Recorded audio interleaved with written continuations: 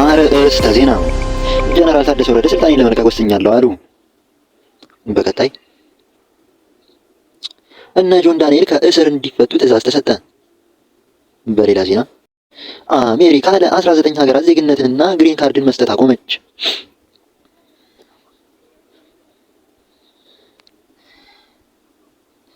የትግራይ ጊዜያዊ አስተዳደር ፕሬዝዳንት የሆኑት ጀነራል ታደሰ ወረደ ተደጋጋሚ ዛቻና ማስፈራሪያዎች እየደረሱብኝ ስለሆነ ስልጣኔን ለመልቀቅ ወስኛለሁ ማለታቸው ተዘግቧል። በቀጣይ የፌዴራል ከፍተኛ ፍርድ ቤት እነ ጆን ዳንኤል ከእስር እንዲፈቱ ትዕዛዝ ሰጠ። የፌዴራል ከፍተኛ ፍርድ ቤት አንደኛ ልዩ ከባድ ወንጀል ችሎት ከኢትዮጵያ አየር መንገድ ደህንነት ጋር ተያይዞ በወንጀል የተከሰሱት እነ ዮሐንስ ጆን ዳንኤል በእስራት እንዲቀጡ ወስኖ የታሰሩት ይበቃል ሲል ከእስር እንዲፈቱ ትዕዛዝ ሰጠ።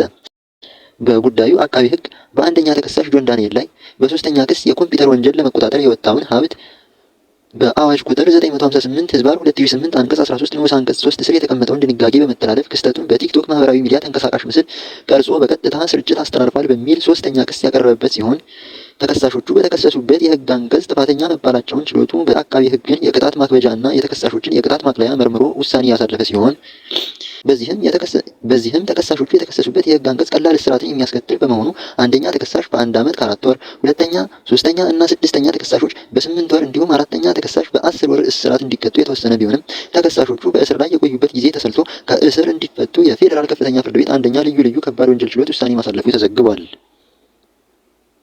በቀጣይ አሜሪካ ለ19 ሀገራት ዜግነትና ግሪን ካርድን መስጠት አቆመች።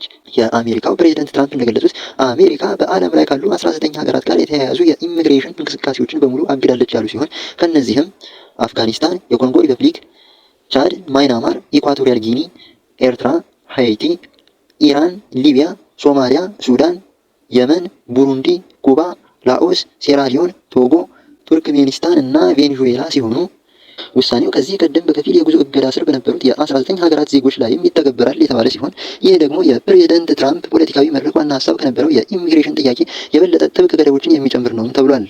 አበቃን። ቸር ያሰማን። መልካም ጊዜ ተመኘን።